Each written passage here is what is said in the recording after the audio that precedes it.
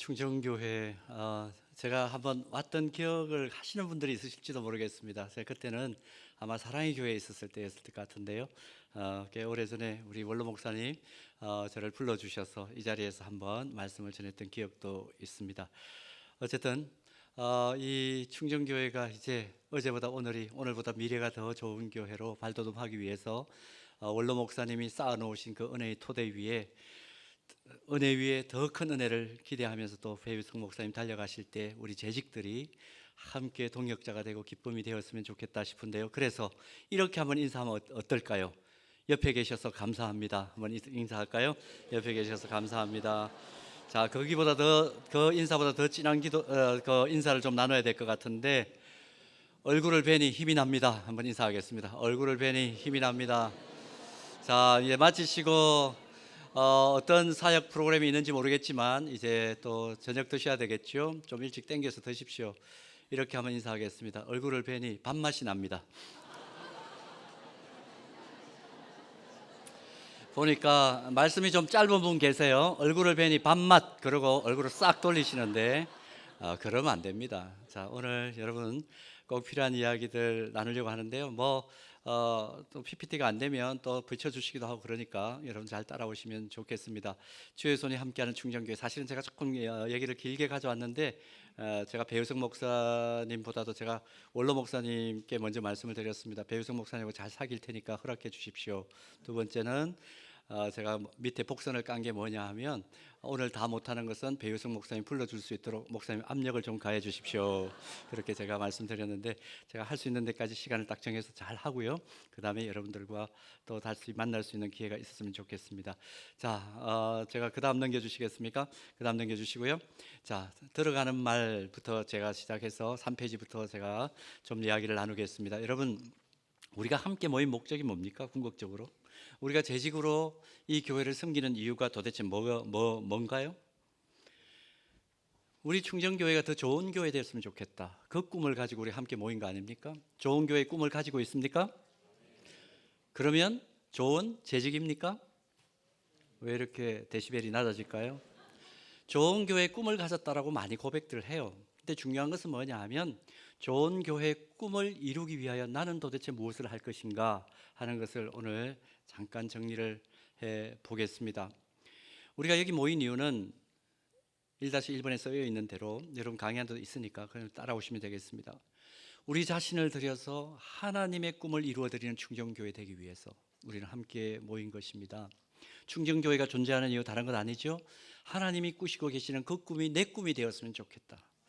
하나님이 기대하시는 그 기대가 우리의 기대가 되고 우리의 기도를 통해서 성취되었으면 좋겠다. 그것 때문에 우리가 함께 이 교회를 세워왔고, 또 우리 원로 목사님은 혼신의 힘을 다해서 진액을 쏟아 사역을 하셨고, 또 우리 교회에 가장 적합한 귀한 후임 목사님을 모셔서 우리는 함께 달려가려고 하는 겁니다. 그런데 여러분, 참 안타깝게도요, 충정교회는 여기 와보니까 차가 될 수 없을 정도로 이렇게 아름다운 교회, 역동적인 교회, 생기가 넘치는 교회로 형성되고 있지만 한국교회는 그렇게 형편이 좋지를 못합니다. 제가 그 지표를 하나 보여드릴까요? 한국교회요, 30년 후에 존속될 수 있겠느냐, 담임을 하고 있는 목회자들에게 물었습니다. 30년 후에 우리 섬기고 있는 교회가 어떻게 될 것 같아요? 그랬더니 10명 중에 4명의 담임 목사님이 우리 교회는 없어질 것 같아요. 그렇게 대답을 했습니다. 비관적이죠. 담임 목사님들이 그렇게 대답을 했습니다. 지금 보여드리고 있는 도표 보고 계신가요? 이 도표 네 쪽으로 되어 있어서 아이패드가 있으면 확대되는데 그렇지 못한 것 좀 양해해 주십시오. 지금 2024년 말 기준으로 했을 때 한국교회 지금 성도 숫자가 825만 명, 28만 명 이렇게 파악이 되어 있죠. 왼쪽 위 도표입니다. 그런데 이걸 지금 한국교회 안에서 소위 신학대학원 대학교 혹은 신학대학을 교육인적자원부에서 인정한 그런 대학이나 신학대학원을 가지고 있는 교단이 그렇게 많지가 않습니다. 한 28개밖에 안 됩니다. 거기에 있는 모든 교단들이 한국교회 총연합회라는 기관을 형성하고 있는데요, 이 한국교회, 그러니까 공교회 대표성을 가지고 있는 분들이 한국교회 대표적인 연합기관으로 한국교회 총연합회라는 기관을 가지고 있는 거죠. 근데 거기에서 함께 있는 교단들, 각 교단의 교세를 한꺼번에 한번 모았습니다. 2024년도에 모아가지고 그 숫자를 파악한 것이 지금 828만 명이에요. 그게 828만 명입니다. 그런데 문제는 뭐냐면 이 교단들의 교세를 다 합쳐가지고 연세대 통계학 연구소에서 프로그램을 돌렸어요. 지금 우리 인구가 초저출산 시대다. 그다음에 젊은이들이 점점 없어진다. 하여튼 또 노령화 인구가 어떻게 되어간다 하는 거 우리 다 알고 있죠. 제가 더 말씀드리지 않겠습니다. 그 모든 사안들을 감안해가지고 그렇다면 2050년이 됐을 때 25년 후가 됐을 때 한국교회 성도수는 얼마나 될까 추계를 한 겁니다. 해보니까 몇 명으로 딱 떨어졌느냐 하면 560만 명으로 떨어진 거예요. 25년 후가 되면요 이렇게 떨어집니다. 통계학적으로는 그렇게 나왔습니다. 이게 우리 함께 지금 신앙생활을 하고 있는 한국교회 공동체가 처한 현실입니다. 그리고 또 보니까요 농어촌이나 이런 곳은 대도시에 비해서 기독교인 감소폭은 훨씬 낮을 것이다. 왜냐하면 노령 인구가 많기 때문에 한번 교회를 들어온 그분들은 떠나지 않을 것이다. 근데 대도시는 굉장히 이동이 많기 때문에 많이 감소할 것이다. 그렇게 나왔고요. 더 지금 중요한 것은 왼쪽 아래에 있는 여러분들이 보고 계시는 중요한 그림입니다. 연령대별로 지금 계속해서 노령화 지수가 계속 높아가고 있으니까 조사를 해보니까 2024년에서 2050년이 되면 2024년도에는 60세 이상 인구 비중이 기독교인 비중이 한 29% 됐는데 2050년이 되니까 이건 보이시죠? 몇 퍼센트요? 44%. 절반 가까이가 노령이 될 것이다. 60세 이상이 될 것이다. 이게 지금 한국 교회가 당면한 현실입니다. 그다음에 또 하나 더 안타까운 상황 옆에 보겠습니다. 오른쪽 아래에 보면 2040 세대, 30 세대 전 세대 중에 가장 급격한 감소를 보일 것이다. 30대부터 먼저 볼까요? 30대는 지금 2024년도에는 14.9% 전체 100% 성도들 가운데 14.9%가 30대예요. 그런데 50년도가 되면 이게 10% 밑으로 떨어집니다. 9.9%가 될 것이다. 하여튼 통계학 연구소에서 이게 지금 추계 인구를 가지고 계속해서 프로그램을 돌렸더니 이렇게 나온 겁니다. 더 기가 막힌 것은 20대들 보십시오. 2024년도 11.1%, 50년이 되면 몇 퍼센트로 떨어집니까? 눈 좋으신 분 좀 얘기 좀 해보십시오. 6.8%.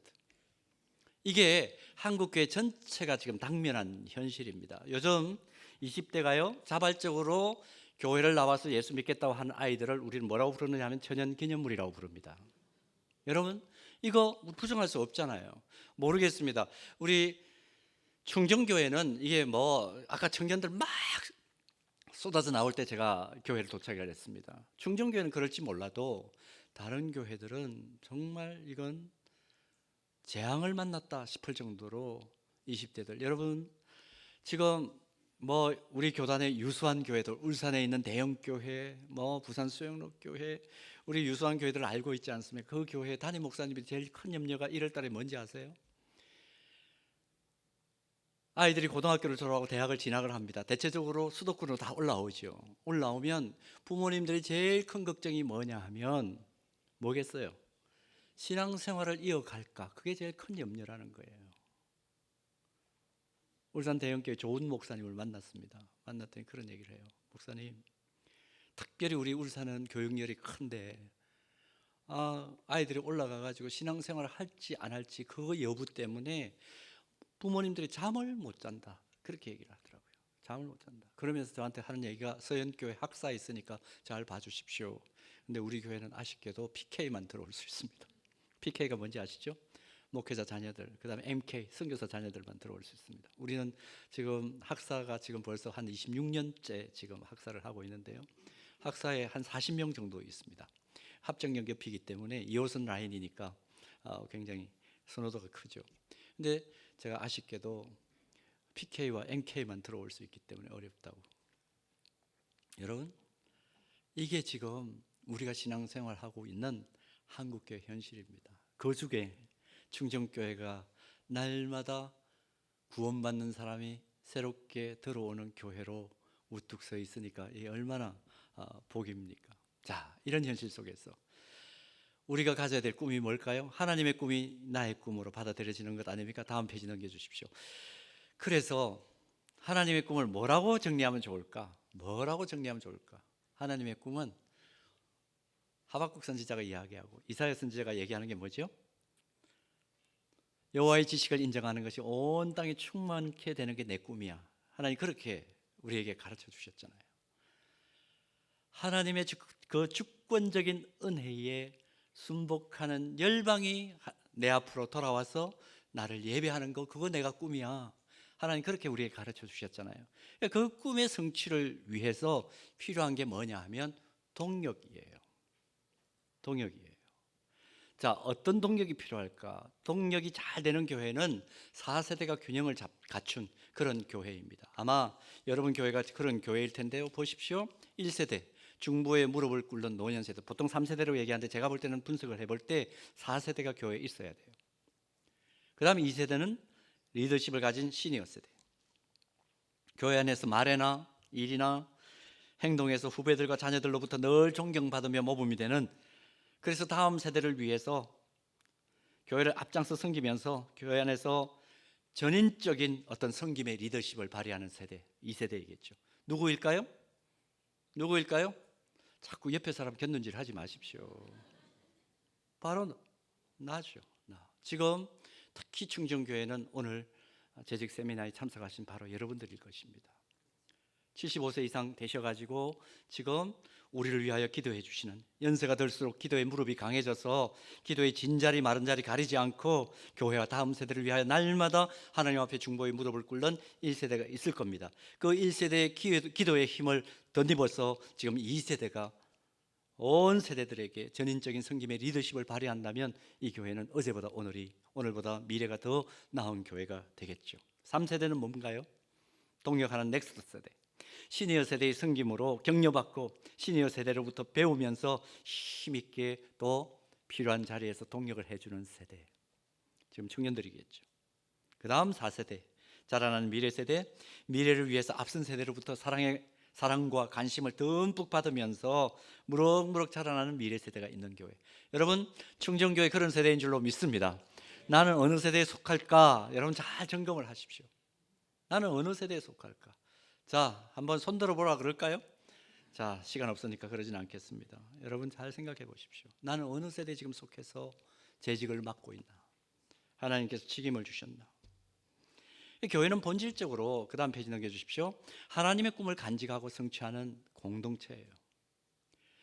하나님의 꿈은 세상 나라가 하나님 나라가 되고 온 세상의 복음을 듣고 구원받는 것, 그래서 하나님을 찬송하는 예배자로 서는 것, 그게 하나님의 꿈이잖아요. 우리가 선교를 왜 합니까? 국내 선교를 왜 갑니까? 선교의 중요한 핵심적인 다른 거 아무것도 안 해요. 딱 짧게 정리하면 선교는 이거예요. 예배가 없는 곳에 예배를 세우는 거죠. 그게 선교입니다.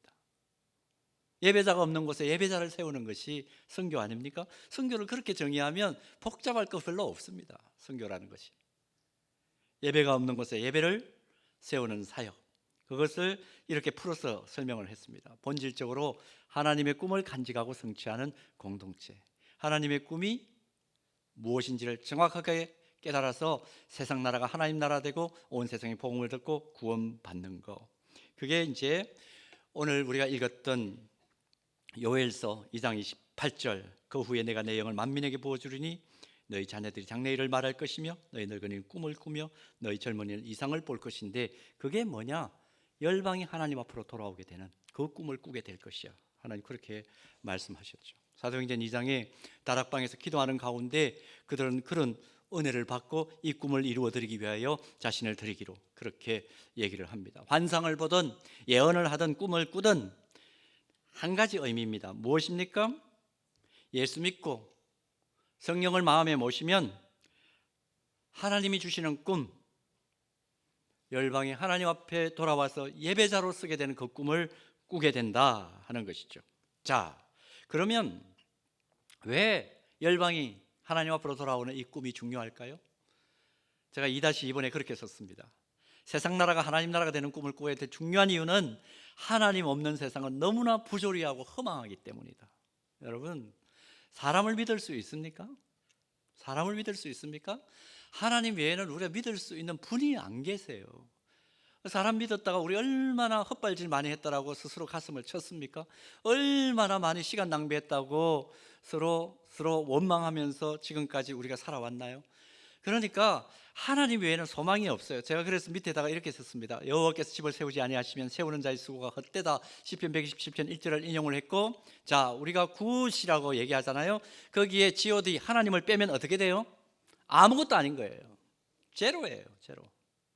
아무리 좋은 것도 하나님 없는 것은, 하나님 계시지 않으면 그건 아무것도 아니에요. 빵이에요. 빵. 여러분, 이 원칙을 잘 기억할 필요가 있습니다. 세상 나라가 하나님 나라가 되어서 하나님의 복음을 받는 것이 왜 중요하냐? 정말 하나님 없는 세상은 너무나 부조리해요. 바벨탑을 여러분 아시잖아요. 하나님 없는 바벨탑 어떻게 되었습니까? AI 시대가 되었다 그러지만 그 속에 우리가 고백하는 이 복음의 정신, 십자가 복음이 들어가지 않는다면 그 AI는 어떻게 될까요? 또다시 사람을 더 힘들게 만드는 도구로 바벨탑같이 서게 될 것입니다. 아무것도 아닌 것이라 할지라도, 그러나 God 하나님만 계시면, 아무것도 아닌 것도 하나님이 함께 계시면, 하나님께서 인도하시고 하나님께서 뒤에서 밀어주시면서 악한 것들로 보호해 주시고, 하나님께서 옆에서 동행해 주시고, 우리 마음속에 내재하셔서 날마다 인격적으로 교제하시면서 우리 마음에 그 사랑의 음성을 들려주시고, 하늘 위에서 우리에게 두 손 들어 꼭 필요한 것들을 공급해 주시는 그 은혜를 누리게 된다면, 아무것도 아닌 것도 하나님만 계시면 좋은 것이 되는, 굿이라고 표현하게 되는, 이거 어쩌면 여러분 밥상머리에 붙여놔야 될는지도 모르는 것이겠습니다. 하루를 시작할 때 우리 하나님 없이 시작하지 말자. 여러분, 충정교회의 근간이 무엇입니까? 아무것도 아닌 허벌판이지만 하나님 계심으로 우리는 이렇게 성숙하게 성장했습니다. 그 고백을 하면서 지금 계속해서 가는 것 아닙니까? 기억해 보십시오. 자, 여러분, 이런 구조들을 이해하면서 보세요. 그 다음 페이지. 교회의 모든 직분자와 섬김인은 근본적으로 하나님의 꿈을 성취하기 위해 세워진 일꾼이다. 이 종의 의식을 잊어버리면 안 됩니다. 여호와께서 집을 세우지 아니하시면 세우는 자의 수고가 헛되다는 이 사실. 그래서 여러분 기억하셔야 됩니다. 여러분들 특별히 직분자들입니다. 직분자들은요, 다른 거 생각할 것 없어요. 교회 오면 가르치든지 배우든지 둘 중에 하나 해야 돼요. 섬기든지, 섬김을 받는 것은 좀 내려놓고 섬기든지 가르치든지, 아니면 가르침을 받든지, 잘 섬기기 위해서 가르침을 받든지, 그 둘 중에 하나 하셔야 됩니다. 모두가 부름받은 소명자요, 또 사명을 따라 직분을 받은 것이다. 그 의식을 가질 필요가 있습니다. 교회의 모든 직분은 온 세상에 복음이 전해지고 하나님 나라가 성취되도록 하기 위하여 하나님께서 교회 내에서 허락하신 것이지, 하나님의 사역과 상관없는 직분이라면 안 하는 것이 낫다, 없는 것이 낫다, 그렇게 정리할 수 있습니다. 이런 의미에서 여러분들은 이런 기초적인 거 다 알기 때문에 제가 상세한 설명들은 하지 않겠습니다. 자, 보십시오. 큰 삽은 하나님의 꿈을 이루어드리기 위해 금년 한 해 주의 손이 늘 함께하는 충정교회, 그렇게 표현을 정했더라고요. 중점 사역으로 쭉 보니까 아마 이것은 계속해서 충정교회의 귀한 사역적 가치로 아마 제정이 된 것 같은데요. 영성을 회복하고 해외 선교하고 국내 전도하고 교회가 계속해서 웅비하고 훈련으로 성숙되고 이웃에게 나눔을 실천하고 다음 세대를 세우는 길을 가는 교회, 거기에 대해 동역하고 함께 공감하면서 가는 것, 그것이 직분자가 반드시 해야 될 일인 것이죠. 그래서 여러분들께서는 직분을 받으신 겁니다. 자, 그러면 하나님 꿈을 이루어드리기 위해 구체적으로 우리에게 필요한 자세가 뭘까? 제가 뒤에 조금 아무래도 얘기하고 가야 되는 게 있기 때문에 제가 조금 빨리 달립니다. 첫 번째로 필요한 것은 뭐냐 하면 공동체 구성원들의 자존감이에요. 여러분, 충정교회 성도라는 자존감을 가지고 있습니까? 왜 이렇게 희미합니까? 직분자들이 이렇게 희미하면 우리 다음 세대들은 어떡하라고. 다시 한번 여쭙습니다. 여러분, 나는 충정교회의 직분자다 하는 자존감 가지고 있습니까? 아멘. 예. 정말 이것에 대해서는 여러분들 크게 아멘 할 필요가 있습니다. 하나님의 꿈을 이루어드리는 도구로 하나님께서 뜻이 계셔서 이곳에 세우신 충정교회. 여러분, 이 충정교회는 하나님께서 지금까지도 쓰셨고 앞으로 더 크게 쓰실 줄로 믿습니다. 하나님께서 우리에게 엄청난 잠재력을 주셨고, 좀 샤이하지만 자기 표현을 잘 못해서 그렇지 함께 신앙생활 해 나가면서 이 공동체 안에서 함께 기도하며 뜻을 나누는 가운데 자기가 가지고 있는 은사와 또 자기가 가지고 있는 전문성을 가지고 주님의 복음을 위해서 헌신하는 자들이 벌떼같이 일어나면 이 교회는 더 큰 능력을 발휘할 수밖에 없습니다. 여러분, 우리가 사회를 살아가면서 한 사람의 사회 구성원들이죠. 모든 사람들이 사회를 살아가면서 한 인생을 살아가면서 느끼고 싶어하는 감정 5개가 있어요. 첫째는 뭐냐면 소속감입니다. 어디엔가 나는 소속되고 싶다. 그래서 같은 유니폼을 입기도 하고 배지를 달고 다니기도 하고 명찰을 달고 다니기도 하죠. 그래서 소속감을 누리고 싶어 하고요. 두 번째는 그 안에서 왕따 당하지 않고 받아들여지고 있다는 느낌을 가지고 싶어 합니다. 이걸 뭐라고 부르냐면 수용감이라고 그래요. 소속감, 수용감 이야기했죠. 받아들여지고 있다. 내가 이름표를 같이 달고 있기 때문에 이 공동체의 한 일원이 아니라 정말 진정성을 가지고 나를 이해해주고 내가 이야기하는 것들이 튕겨져 나오지 않고 받아들여지는 것, 그걸 굉장히 사람들은 기대합니다. 그래서 수용감을 느끼고 싶어 합니다. 그리고 소속감과 수용감이 느껴지면 자연스럽게 따라오는 감정이 뭐냐면 안정감이에요. 자연스럽게 안정감을 느끼게 됩니다. 근데 사람들은 그걸로만 만족하지 않습니다. 소속감, 수용감, 안정감, 거기에 더해서 뭘 느끼고 싶어 하냐면 자기의 존재 가치를 존중받고 싶어 합니다. 이걸 뭐라고 부르죠? 제가 말씀드렸습니다. 자존감입니다. 전문성을 가졌습니까? 그 전문성이 발휘되는 걸 좋아해요. 그리고 칭찬받으면 더할 나위 없이 그 공동체 안에서 행복감을 느낍니다. 자, 여러분, 충정교회 소속감, 수용감, 안정감, 자존감, 그 다음에 중요한 게 뭐냐 하면 연대감입니다. 공동의 목표를 향해서 함께 달려가는데 나는 내 시간을 들여도 아깝지 않아. 내 물질을 들여도 아깝지 않아. 또 내 생명을 바쳐도 충정교회는 십자가 복음의 우뚝 선 교회이기 때문에 그 복음을 위해서 헌신하는 공동체이므로 내가 교회를 위해서 나를 들여도 난 전혀 생명을 들여도 아깝지 않아. 그 생각을 공동체 구성원들이 가지게 되면요, 이 공동체는 어마어마한 능력을 발휘할 수밖에 없는 무시무시한 공동체로 쓰게 됩니다. 여러분, 지금 재직으로서 여러분들이 지금 느끼는 감정은 어느 수준까지입니까? 자, 1번부터 5번까지 제가 말씀드렸습니다. 소속감과 수용감과 안정감과 자존감과 연대감, 이런 흐름 속에서 과연 나는 직분자로서 어디까지 지금 와 있는가? 함께 어떤 사역을 해도 괜찮은 연대감을 가진 그런 직분자라면 여러분, 오늘 재직 세미나 여기까지만 듣고 일어나 나가셔도 됩니다. 무슨 말인지 이해가 가세요? 이해가 가세요? 여러분 잘 생각해 보세요. 충정교회 직분자로 내가 왜 서 있나? 나는 도대체 어떤 개인적으로 감정을 누리면서 이 교회 안에서 직분자로 내가 헌신을 하고 있나?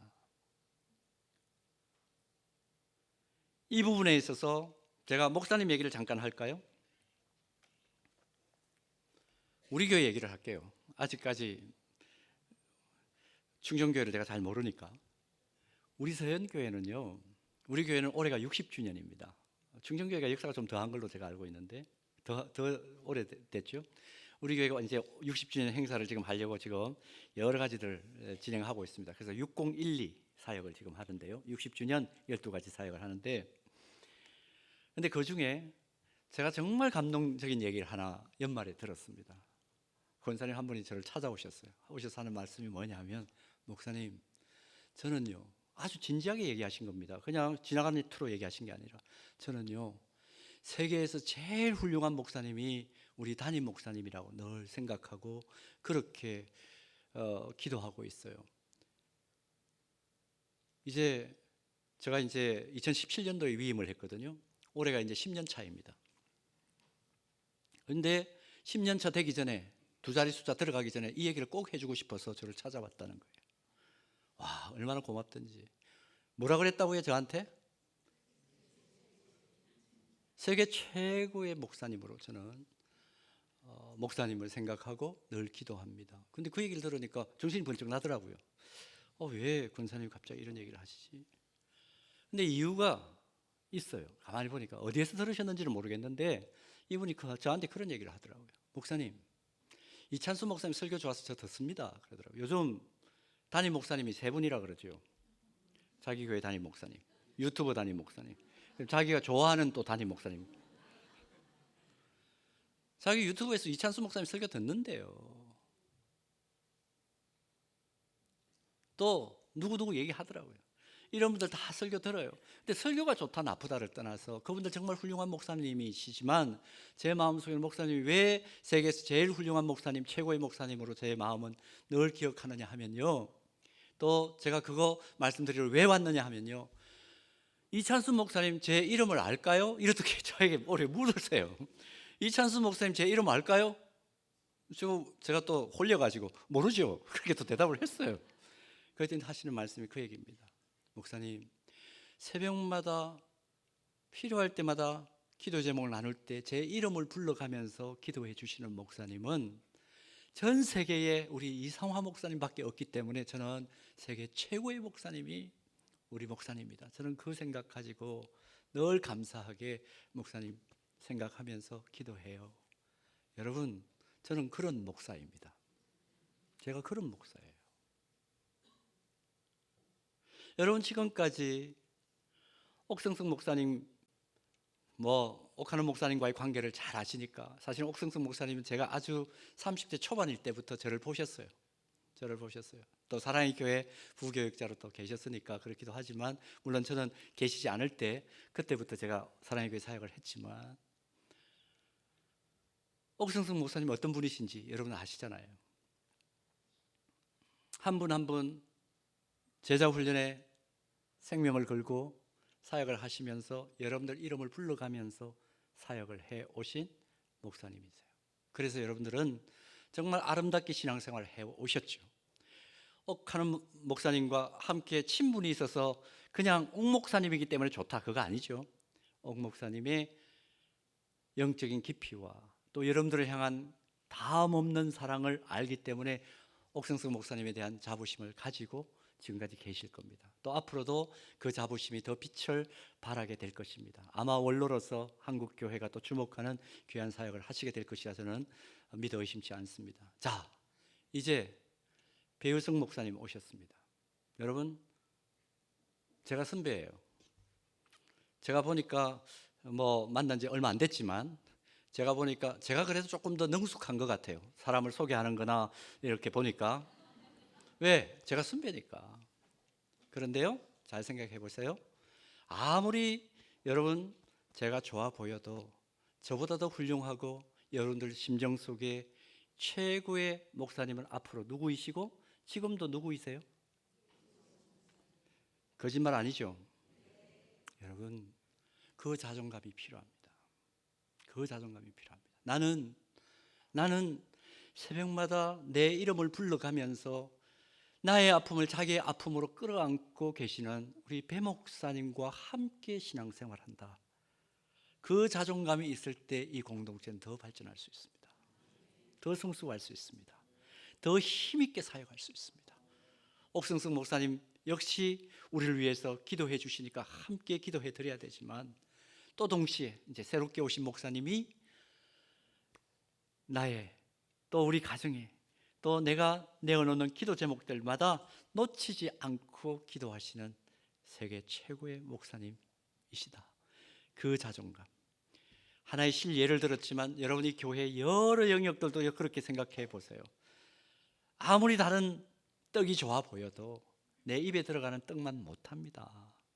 여러분, 여기에 대한 자기 공동체에 대한 자부심과 자존감이 있을 때 비로소 우리는 힘있게 하나님의 꿈을 이루어드리는 교회로 우뚝 설 수 있게 됩니다.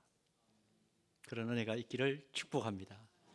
두 번째는요, 깊은 기도를 통한 하나님의 꿈에 대한 공감입니다. 여러분, 기도를 통한 하나님의 꿈이 나의 꿈이 되도록 하는 것, 내 가슴팍에 받아들여지도록 하는 것, 하나님의 꿈을 민감하게 알아듣고 지속적으로 유지하기 위해서는 절대적으로 기도는 모든 일에 앞서야 하는 것입니다. 저를 한번 따라서 해보시겠어요? 여러분, 따라서 하십시오. 모든 일에 앞서서 기도하겠습니다. 캐치프레이즈로 삼으십시오. 모든 것에 앞서서 기도하는 충정교회. 그렇게 되면 여러분들의 심령 속에 성령께서 교통하시는 은혜가 있게 될 것입니다. 진짜 하나님의 꿈이 나의 꿈으로 받아들여지는 놀라운 역사를 경험하시게 될 수밖에 없을 겁니다. 한번 경험해 보시기를 바랍니다. 여러분, 아람과 이스라엘의 전쟁 중에 엘리사의 사환이 불안해할 때 엘리사가 이런 말 하잖아요. 열왕기하 6장 15절에서 17절 말씀 보면 기도하여 이르되 여호와여 원하건대 그의 눈을 열어서 보게 하옵소서.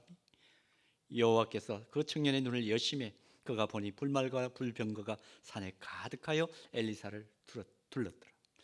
내 눈을 열어 주의 기이한 법을 보게 하옵소서. 그 기도가 일관성 있게 지속적으로 올려지게 될 때 여러분들은 하나님의 꿈을 이루어드리는 직분자가 될 것입니다. 깊은 기도를 통한 하나님의 꿈에 대한 공감을 가지고 움직여 가시기를 바랍니다.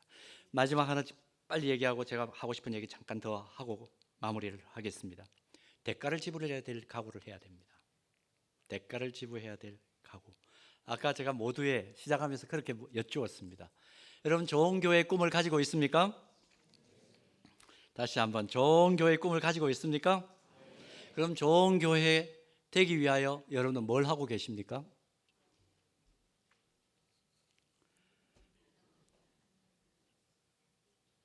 여기에 대해서 확고하게 내가 하는 것이 무엇이다, 나는 어떻게 헌신할 것이다 대한 자기 결단이 없으면 여러분 사표 내셔야 됩니다. 오늘 또 이거 마치고 나갈 때 다 사표 내버리면 큰일인데, 그러나 잘 기억하십시오.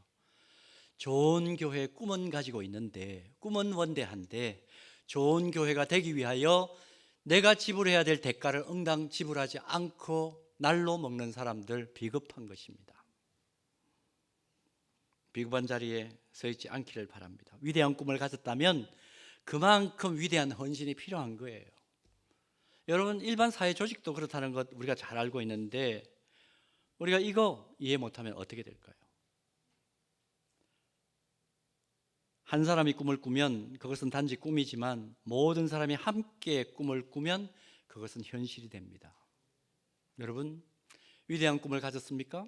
충정교회 지금까지도 정말 아름답고 건강하고 능력 있는 좋은 교회였지만 더 이 교회가 새로운 또 목사님, 원로 목사님의 그 사역을 계승해서 계속해서 더 힘있게 달려가기를 원하십니까? 그렇다면 그 위대한 꿈을 이루기 위하여 위대한 헌신자로 서 있는 직분자들 되시기를 주님의 이름으로 축원합니다. 자, 특별히 직분자들이기 때문에 그래서 이런 이해를 가지면서 제가 실천적 제안으로 한 가지만 좀 말씀을 드릴게요. 여러분, 저는 소그룹 사역에 일찍 좀 눈을 떴습니다. 제가 사실 이제 90년도에 신대원을 졸업했는데요. 87년도에 이제 신대원을 입학해서 청시대 신대원을 입학해서 제가 90년도에 신대원을 졸업했습니다. 제가 90년도에 신대원을 졸업해서 제가 강도사를 한번 떨어졌어요. 그건 또 얘기하려면 기니까 다음번에 한번 얘기해 드릴게요. 92년도에 목사 안수를 받았는데요. 92년도에 제가 26살에 목사 안수를 받았습니다. 26살. 여러분, 요즘은 우리 교단 법이 30세 이상만 목사 안수를 받을 수 있기 때문에 요즘은 이제 국목 외에는 그렇게 못 받죠. 그래서 제가 마지막 건물이에요. 26살 때 목사 안수 받은 사람으로는 제가 마지막입니다. 마지막인데 제가 이래봬도 신의 아들입니다. 이해하세요? 무슨 얘기인지? 웃으시는 분은 이해하실 것 같은, 제가 군대를 못 갔다 오고 계속해서 눈이 나빠가지고 군대를 못 갔다 오고 계속 학부부터 시작해서 신대원, 그 다음 THM, PhD 계속 공부를 했습니다. 그런데 신대원을 졸업하고 제가 목사 안수를 받기 전에 강도사 한번 떨어졌다 그랬잖아요. 그러니까 유학을 못 가고 제가 어디에서 일을 했느냐 하면, 유학을 가야 되는데 한번 떨어졌으니까 또 강사고 치려고 하는 그 과정 속에 어디에서 제가 아르바이트를 했느냐 하면 엠마오 서적이라는 데서 아르바이트를 했습니다. 엠마오 서적 아세요? 옛날 그 고속터미널 앞에 있었던 큰 서점이 있었죠. 거기에 이제 들어가서 제가 무슨 일을 했느냐 하면, 해외 출판사 가가지고 번역 출판권 따오는 일을 제가 했어요. 그래서 해외 출장을 제가 20대 중후반에 많이 다녔습니다. 대한항공에서 옛날에 광고를 할 때 그 극장판으로 광고를 할 때 어디까지 가봤니? 이런 광고 이런 보셨죠? 그때 저는 마음속으로 다 가봤다 이렇게 이제 대답할 정도로 많이 다녔어요. 근데 참 그 사장님이 해안을 가지신 분이에요. 저한테 그런 얘기를 하더라고요. 한 6년 동안 제가 6년 반 동안 일을 했거든요.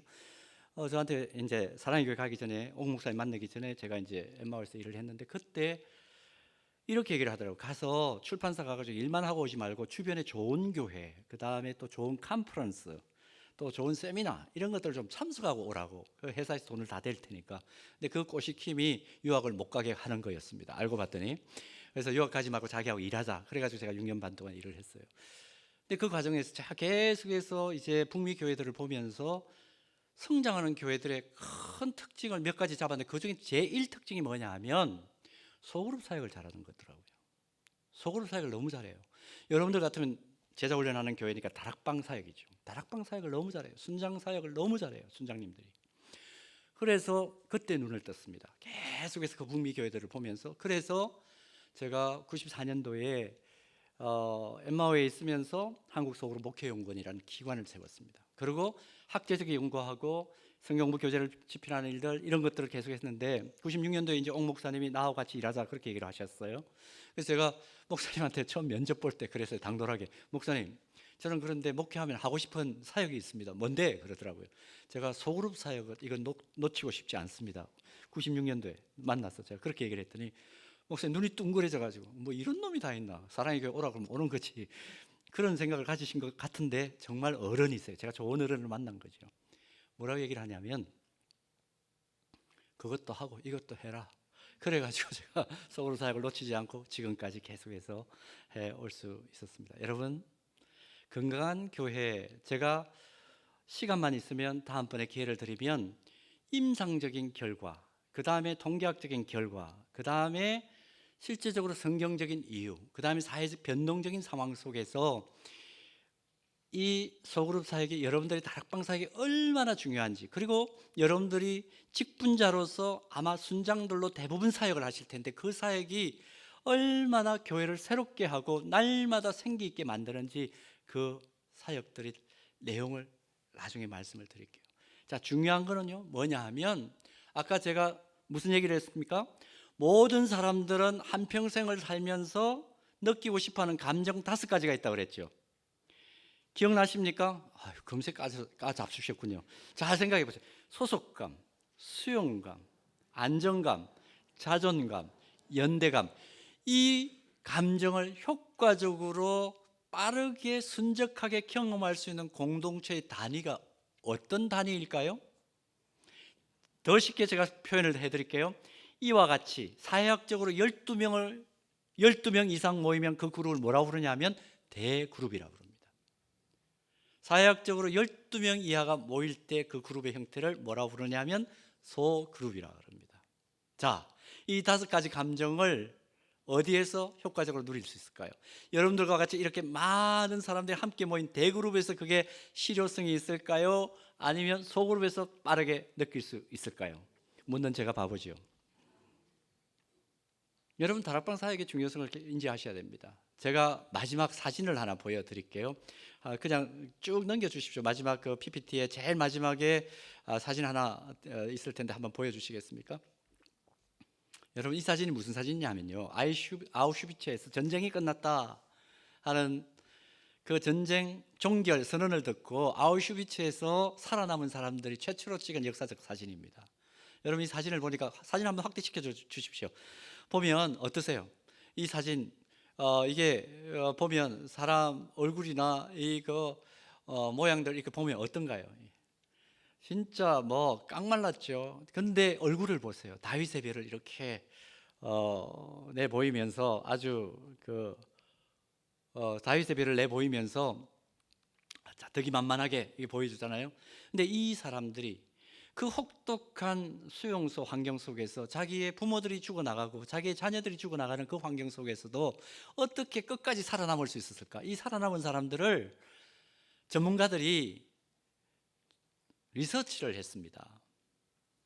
의학자들, 뭐 정신의학자들, 또 여러 하여튼 전문가들이 사회 병리를 연구하는 사람들, 이런 사람들이 연구를 했습니다. 리서치를 해봤는데요. 어떻게 살아남을 수 있을까?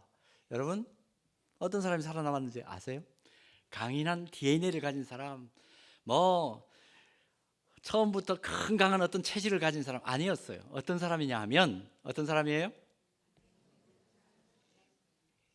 여러분, 충정교회 2026년부터 더 말씀과 기도로 여러분들을 통해서 비상할 것입니다. 그런데 그 과정 속에 꼭 기억하셔야 될 것은 뭐냐 하면 이 교회는 날이면 날마다 새로운 영혼들이 하나님 앞으로 나오겠다고 들어오는 늘 새 생명 탄생의 기쁨이 있는 교회 아니에요.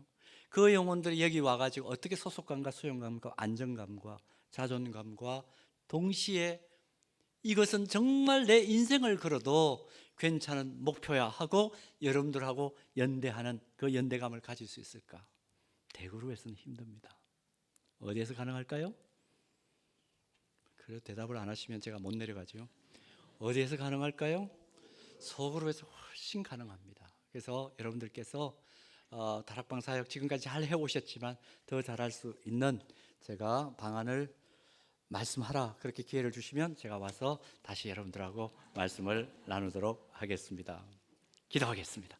하나님 아버지,